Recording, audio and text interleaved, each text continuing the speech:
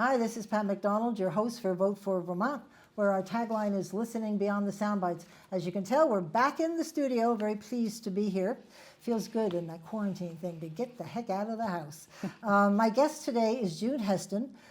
June is a candidate for the Senate in Chittenden County and is also the spouse of Brigadier General Mike Heston, who you may have read about, who passed away recently from cancer that they feel came from the burn pits in his overseas assignments. And so, June, welcome to the show. Thank you. I really appreciate it. Oh, I know you know how much I love Michael. I know you do. I know. I keep the card that you had at the service. I keep it up on my visor. Oh, that's great. Your husband to me is the role model of all time. If half of the kids could be like Michael, we'd be in good shape. So I know this will be difficult, but could you talk about this dear man? I will, yeah. So Mike came to Vermont from Rhode Island in 1984 and to join the Vermont State Police. And we met in 85 and got married in 1988. And nice. He was the love of my life. He committed his life to service. After we started dating, he joined the Marine Corps. And I thought, what are you doing? And he did that for a few years and then decided he wanted to, because he enlisted in the Marine Corps, he wanted to be an officer. So he joined the Vermont National Guard and went through the Officer Candidate School. And then made his ranks through the National Guard. Wonderful. Yeah, and with that was, deployed 3 times to Afghanistan. Mm. So that's really amazing. I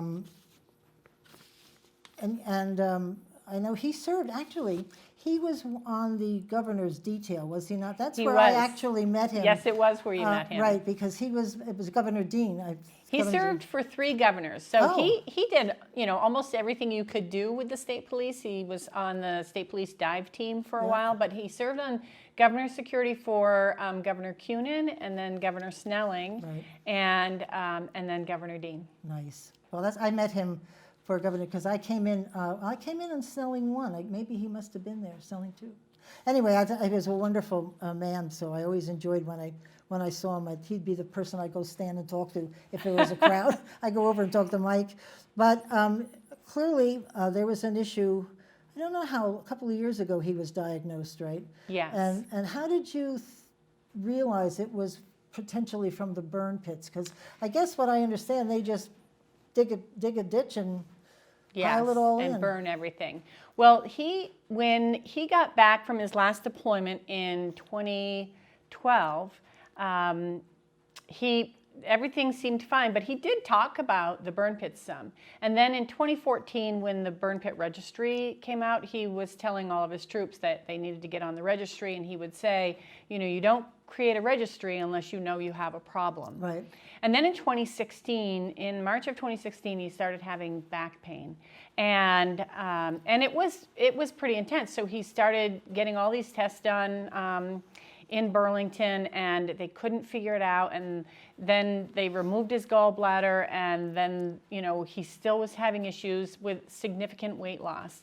And about 8 months later, and I'm thinking he got some parasite while he was deployed. Right. Never dawned on me or him to think about the burn pits.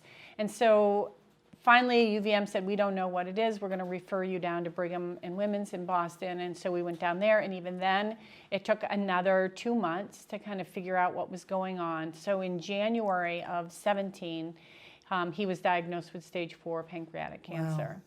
And may I just say, and the weight loss and the back pain was kind of the only. Yes. Because I read somewhere he lost 75 pounds. He lost 75 pounds before he went before he was diagnosed, and then he lost another 15 when he started treatment. But then once he got into treatment, he started gaining weight back, and so we were very optimistic. And when they said, this is cancer, we didn't think anything about the burn pits, but someone sent me an article about a young woman, Amy Muller, who served in the Minnesota Guard, who had been diagnosed with stage 3 pancreatic cancer, and she died 9 months later. And then I started thinking, okay, wait a minute. And very unlikely that a young woman would get pancreatic cancer.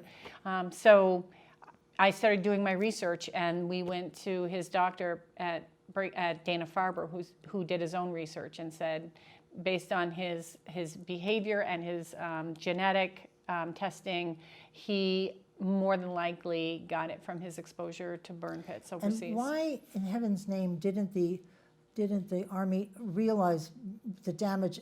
I know, and I'm not I know if you burn plastic, you better be staying far away, because it's all chemicals, and you can't burn plastic. Right. Well, you can't burn plastic here. We have OSHA regulations Right. against burning plastic and burning tires and Right. munitions. Those rules don't apply to our government overseas. And it's, I don't know why, but those are the rules. Yeah. They can and did use burn pits to burn all trash, including, the tires and Right. human waste and computers and vehicles that were no longer Wow. useful. And they ignited it with jet fuel. So it was a black cloud hanging right. over. And Mike would say there'd be like 20 acres or larger of burning. It's not like a little pit. It's Right. 20 acres of burning. So there was this soot all the time on everything. So what did you do what was the progression here? Because he wasn't covered by disability? So once we determined that we thought this was a result of his exposure to toxins from the burn pits, he did all the work that you have to do to make a claim, Yeah. and with the DOD and with the VA. And it took almost a year, maybe even more than a year, to get a response. Wow. And the response from the DOD was that because he made his claim, effective April of 2017, you have 180 days from your last date of service to make a claim. And he made his claim in July of 17. So they said he wasn't eligible. And then we continued to pursue the VA disability. And from what we were told from the Veterans Administration is that the letter from the doctor is what the determining factor was in getting him a VA disability. Right. And certainly I feel like he was one of the lucky ones, because about 80% of the people who have been making claims are being denied. Wow. Because it's you have to, prove that your illness, and in many, many cases, it's some rare form of cancer. And that I hear over and over, it's a rare form of cancer. So you have to prove that you have a disability. Then you have to prove that you were exposed to toxins from the burn pits. And then you have to prove that there's a connection between the two. And oftentimes that means a letter from your doctor. And the doctors, there's only about, for veterans, there's only about 40% of the veterans who are enrolled in the VA system, and only about 65% of those who actually use the VA system. So the VA doctors have been, given memos on this, but civilian doctors don't know. And so civilian doctors aren't looking for things that they would be looking for had they known that this person is at risk because they were exposed. Right. So doctors aren't writing the letters that are going to get the disability benefit for the veterans. So that's something that we need to change. There is currently no presumption of service connection. So without that presumption, the onus is on the veteran or the service member to prove that there's a connection. Oh my God. So you got a little help from our legislature. Yes. Could you explain that? Yes. So I got a call from Senator White's office saying that they were proposing legislation regarding burn pit exposure, and they wanted me to testify. And I said, absolutely.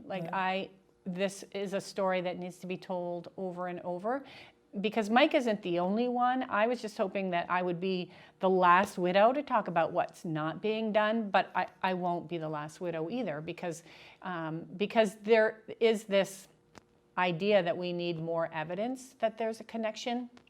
And I feel like we have a lot of evidence, which is why we have OSHA regulations. And, Right, and, right. and I'm okay with getting more evidence to determine what the toxins were that were coming out of these pits. But I think in the meantime, we need to take care of our veterans and our service members and give them the health care that they need and give them the benefits that they need in order to get healthy. Without the other piece about this legislation that was so important was that it was requiring the health department to put out information to every healthcare provider to let them know the significance of burn pit exposure, so that they would ask their patients to, are you a veteran and were you exposed? So that they would look for the zebra, look for the thing that they otherwise wouldn't look for, because, a 40-year-old male who's very active and healthy doesn't typically get this illness. Right. So those are the two pieces that were very important in that legislation, and some progress has been made. I don't know exactly what has happened on the health department side, but the Guard has been trying to reach out to anywhere, I've heard numbers from 4,000 to 10,000 who were deployed with the Vermont Guard, to let them know that they should get on the burn pit registry. It's a broken system, but it's the only system we have. But when the Twin Towers came down, a friend of mine and her husband worked next door in the building next. Their offices filled with smoke and debris and the stuff that was burning, and it came into their offices. Shortly after, they were both put on oxygen, the spray thing. Yeah. And long story short, a year afterwards, my girlfriend died, and they related it directly to her breathing in all of this stuff from the tower falling and burning. I honestly don't believe that they didn't know this, and I don't understand. I mean, if I know it, they have to know it. Right. Why they wouldn't track the soldiers after they leave, and why they would have them in the area where the smoke is. It's just wrong. Well, Do anybody get it? Do any of them? That is a good question. I don't know if they get it. Everybody else gets it. Mike said at one of the bases he was located at, they had a burn pit that was further away from where the soldiers were living, but it was near the airfield, and it was the ash was pitting the engines the jet engines. So they moved the burn pit closer to where the people were. Excellent. Right. And that made no sense to him, and he knew that he would be washing this stuff off his skin every day.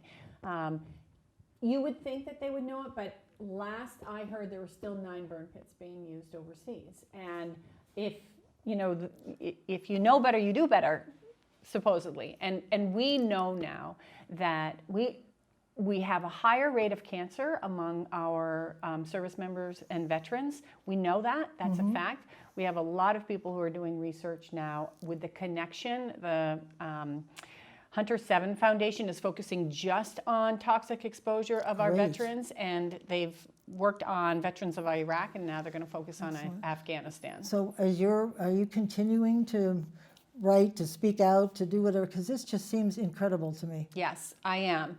I have been working with TAPS, which is the Tragedy Assistance Program for Survivors, and they have been great, and they're working with a lot of families who've lost a military member to illness, and they're now putting together training to help some of these families. But they're part of a larger organization called TEAM, which is Toxic Exposure of the American Military. Wow. So the TEAM Coalition has 30 or so veterans organizations and nonprofits who are all focused on the same thing. They're proposing federal legislation. So they've finished the first draft of the VA bill. That is now been seen by the Senate Veterans Affairs Committee at a roundtable. And the hope is that they'll introduce that bill this fall, but they're also working on DOD legislation. Great. And I was invited to join as a survivor.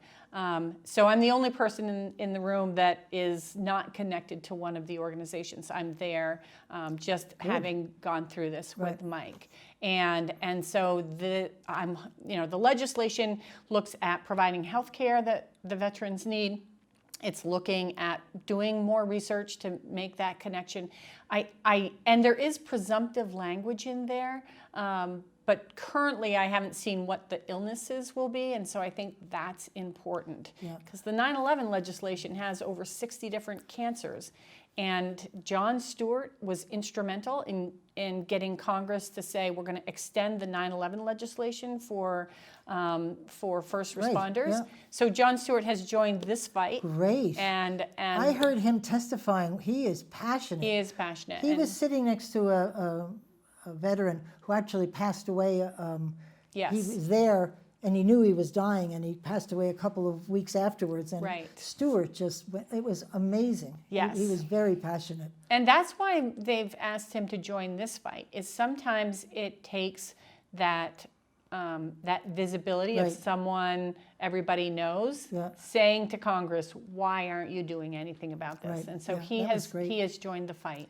Yeah, and that was 9/11. That was 9/11. Right. And so hopefully, they'll be taking testimony for this bill Right. that's being presented. Good. And you'll be going. I'm hoping to be there. Now, did yes. Michael, was he able to work for quite a while after this diagnosis? Because they would have pictures of him at certain events, and Yes. you could tell from the pictures Yes. that he had lost a lot of weight. He loved his job. And when he was serving as the Deputy Adjutant General when he was diagnosed, he worked pretty much full-time for the next year, but he took a 6-week sort of leave just to focus on treatment in the summertime. And then he went back to work, and he worked, there were some days he was only able to work part-time, and they were very good in allowing him to do that. He retired. Once his disability came through, then he had to retire from the military. Okay. And so he retired in July of 18, and then he finished as the Deputy Adjutant General in August of 18, and he passed away in November. So he did exactly what he wanted to do and gave it everything he had. Yeah. So It was a beautiful service, I must say, Thank with all you. of the Irish. yes, thank you. I've never quite been. It was beautiful because I love the Irish songs. I grew up with them all, and it was just lovely. And what you. was nice was, you can tell the kind of man Mike was because how many men spoke. To me, that's, I don't know why, but that merely means he's a man's man, and that men were capable of standing up and sharing their feelings. That's quite something. He was a soldier Yeah, for sure. he was. And everyone I talk to, I mean, there's always some concern that women aren't being treated fairly in the military, and that's a real concern. But I have had many women who are in the National Guard say to me, he was always fair. Yes. And so that feels good. Like he was just a really good man. Yeah, he was, for sure. Well, we loved him dearly, my husband and I, so we were very upset to hear all this. And I was seeing so many pictures of him, and you knew he was struggling, but he was still working. Yes. Yeah. Yep, that was very important to Now, him. you didn't mention your daughter. I just would like, you mentioned your son, but Yes. your daughter's doing beautifully, isn't she? She is doing great. Yeah. She got her doctorate in chiropractic, so she's a chiropractic doctor in Massachusetts. Great. And living in Rhode Island. And we were very fortunate in that we got a place for Keegan to stay while he was in school in Rhode Island when Mike was diagnosed. And then Kelsey got a job about a half an hour away. So they both moved in, and then we were down there every 2 or 3 weeks because Right. Mike was treated in Boston. So we spent a lot of time as a family for the I last love that. 2 years. Well, we're going to put up that picture of you and your family in Thank your you. white and beige. Yes, yeah. I said, oh, Yeah. somebody planned that, just like this Yeah. evening. We have matching green on. But, Yeah, exactly. That's right. It was a Yeah. very handsome family.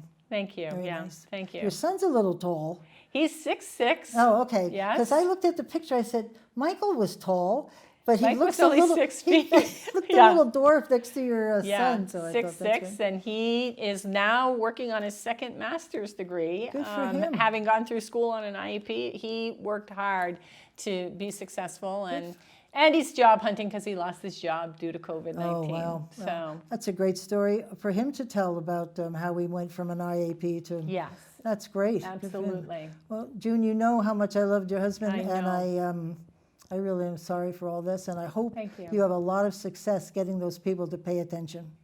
You can tell them if Pat McDonald knows, you should know. Exactly. This isn't brain surgery. That's It really right. isn't. It is. It's it wrong. is not. It doesn't seem like it makes sense. And just out of curiosity, were these burn pits near villages where people burn lived? Well, most of them right near or on the bases.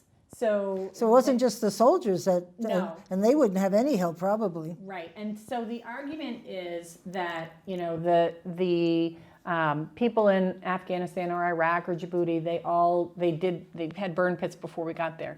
But if you look at statistics from Iraq, and now they're looking at Afghanistan, the curve of illness, particularly cancer, went way up when we were there and burning massive amounts of garbage with the Iraqis and with the Afghan people as well. So it's not like, it didn't do anything to the people that live there. It did. Yeah, They're sure. all getting sick Yeah. because it's in the air. And so at a minimum, we need to take care of the veterans, the 1% of the population who signs up to serve this country deserve to be taken care of Totally. after they come home, because they know what they've signed up for when they go over there, and they know that they may give their life. They have no idea when they come back, they'll have to fight for care.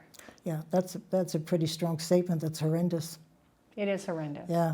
Thank you, June, very much. Thank Thanks. you. Thank you. Thank you all for tuning in. We'll see you next week. And in the meantime, keep listening beyond the sound bites.